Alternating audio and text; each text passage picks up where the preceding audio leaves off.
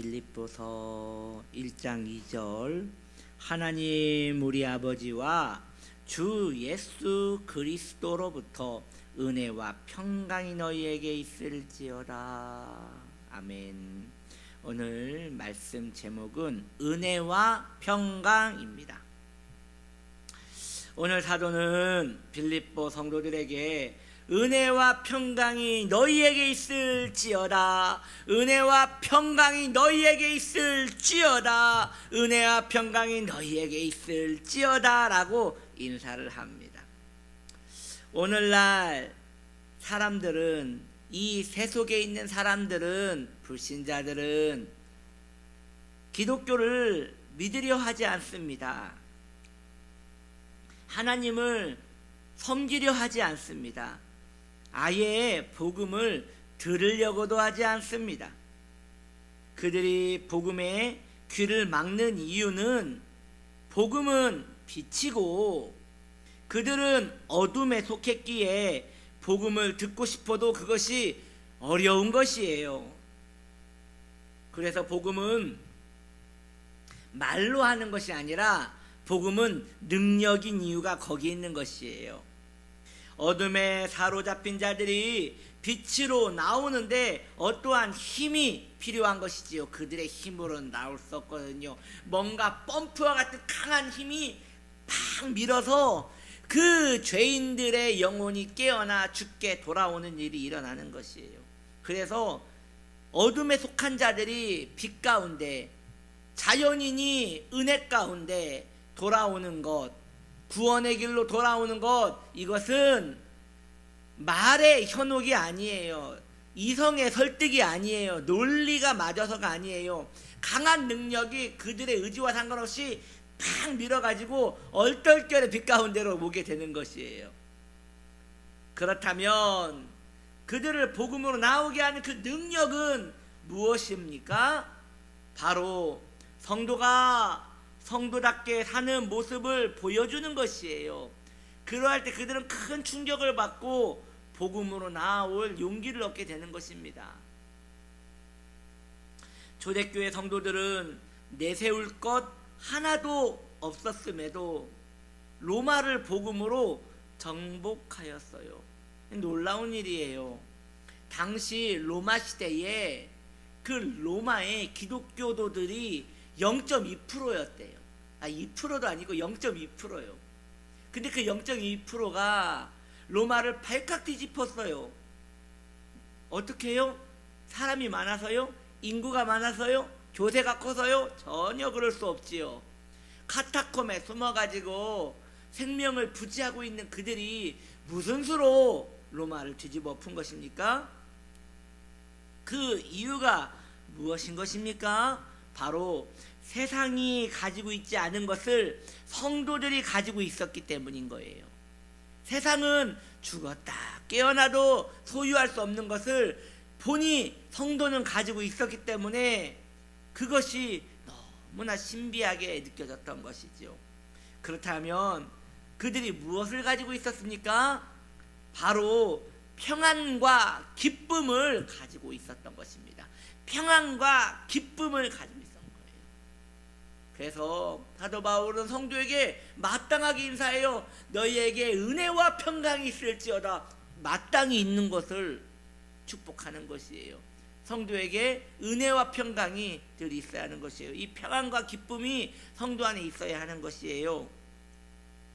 그리스도 안에 있는 성도는 누구나 평안과 기쁨을 가지고 있어야 합니다. 그리고 이것을 누구도 빼앗아갈 수 없는 것이에요. 모든 인간은 평안하고 싶어요. 본능적으로. 그래서 많은 이들이 산에 가면 좋은가 봐요. 저도 참 산에 갈 일이 거의 없지만 한 번씩 좋은 기회로 산에 갈 일이 있으면 올라가지 않고 그 주위에 둘레길만 걸어도 참 좋아요. 그 새소리도 좋고 그 고요함도 좋고 그리고 그 향긋한 산 냄새도 좋고 나무 냄새도 좋고 참 좋아요. 그런 냄새를 그 향긋한 내음을 맡고 나면 뭔가 마음이 참 고요해지고 평안해지지 않습니까? 이것은 모든 인간이 다 좋아하는 거예요.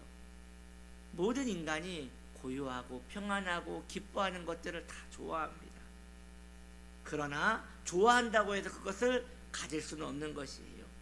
평안과 기쁨은 노력한다고 가지고 싶다고, 노력한다고 또 내가 가지고 싶다고 가질 수 있는 것이 아닌 것이에요. 마음에 관한 문제이기 때문에 지식과 부여로 가질 수 없는 것이 바로 기쁨과 평안인 것이에요.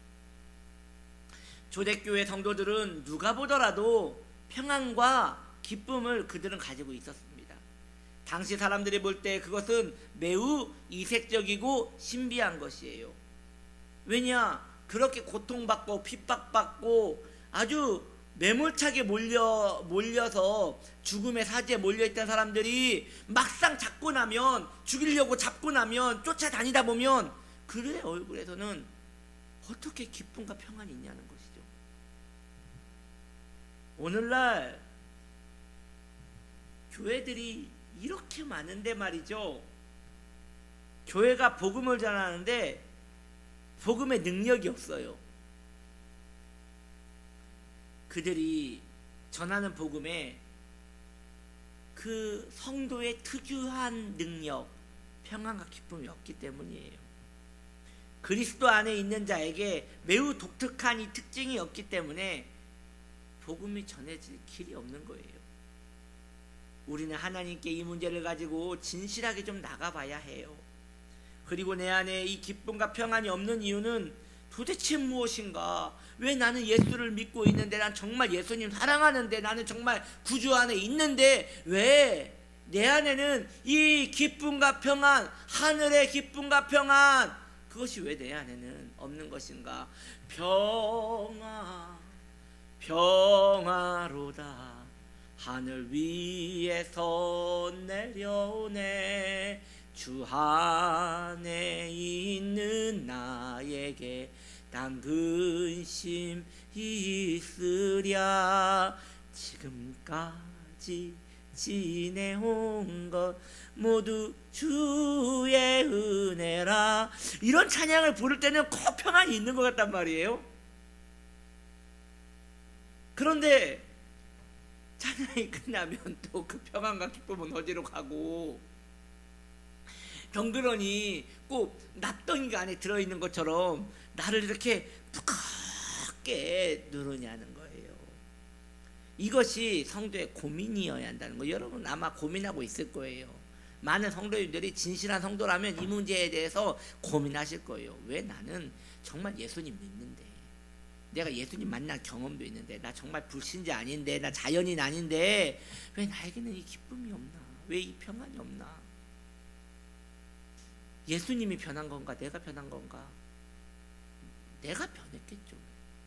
예수님은 어제나 오늘이나 동일하신 분이시니 말입니다. 이것에 대하여 여러분 고민이 시작되는 것 자체가 복이에요. 그 자체가 이미 은혜의 길로 들어서고 있는 것이에요. 예수 안에 있는 자는 기쁨과 평안이 있습니다. 우리는 예수님 안에 있는데 왜 기쁨과 평안이 없는 것입니까? 예수님 안에 있지만 예수님 안에 있는 것 같이 살지 않아서 그런 일들이 일어나는 것이에요. 그거 매우 어려운 일이에요. 예수님 안에 있는데 예수님 안에 사는 거. 여러분 이건 어떻게 보면 당연한 일인데 우리의 삶에서 별개인 거예요. 나는 정말 예수님 안에 있거든요. 그런데 예수님 안에 있다고 예수님 안에 있는 것 같이 사는 것은 또 별개인 거예요. 그래서 그 간극을 좁히면 좁힐수록 성도는 평안과 기쁨을 회복하게 돼요. 틀림없이 그렇게 돼요. 그 주요 핵심 감정이 바로 그 욕심과 탐욕이라는 것이죠. 그걸 버리면 버릴수록 내 안에 기쁨과 평안은 점점점 다가오게 돼 있는 것이에요. 시간이 오래 걸릴지라도 여러분 이 부분을 천천히 풀고 가야 합니다. 왜 나는 안 되지가 아니라 되는 거니까. 여러분 돼요. 안 하니까 그렇지, 하려고 마음 먹고 우리가 그리스도 안에 있으면 이거 됩니다. 그렇게 살려고 하고, 내 예수님 안에 있는 내가 예수님 안에 있는 것 같이 살아야지 않겠는가 하고 매일 고민하고, 그렇게 걸어가려고 하고, 그렇게 생각하려고 하고, 그렇게 말 한마디도 하려고 하고, 그렇게 살아보면요 결국 우리가 이겨요. 왜냐하면 누가 뭐래도 우린 예수님 안에 있기 때문이에요. 사도 바울은 빌립보 성도들에게 예수 안에 있는 너희여 라고 축복합니다. 이건 엄청난 축복이에요. 저도 여러분들에게 그렇게 축복하고 싶어요. 예수 안에 있는 우리 성도님들이요, 이것처럼 큰 축복이 없어요. 그런데 그 축복이 진정 축복되려면 그렇게 살아내려는 또한 그 길을 우리가 다져야 한다는 것이지요.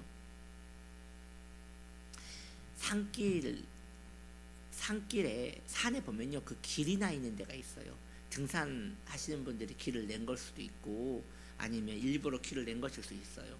그거 일부러 낸 거거든요. 원래 산에는 길이 없죠. 그런데 사람이 한두 명, 한 번, 두 번 계속 다니다 보니까 그 풀과 나무가 짓이겨져서 이제 길이 만들어지는 거 아니에요? 마찬가지예요. 예수님 안에 있는 내가 예수님 안에 있는 것처럼 사는 것은 산에 길을 내는 것 같이 험난하고 힘들고 편치 않는 길이에요. 그래도 불편하고 어색한 것을 또 한 번 가고 또 한 번 가면 어느 날 보면 아, 길이 있네 라고 되어지는 것이에요. 그리고 그 길 따라서 또 다른 성도도 따라오는 것이에요. 그게 덕스러운 신앙생활 아니겠어요? 오래 걸릴지 모르겠어요. 그 신앙의 길이라는 그곳에, 그 큰 산에 길을 낸다는 것은 아주 오랜 시간 걸릴 수도 있어요. 그렇다고 안 가겠습니까? 그렇다고 시작도 안 하겠습니까? 아니죠. 가야죠. 그렇죠? 가야 돼요. 자신이 예수님 안에 살고 있는지 고민하며 기도해보는 또 이한날 되시기를 예수님의 이름으로 축복합니다. 기도합시다.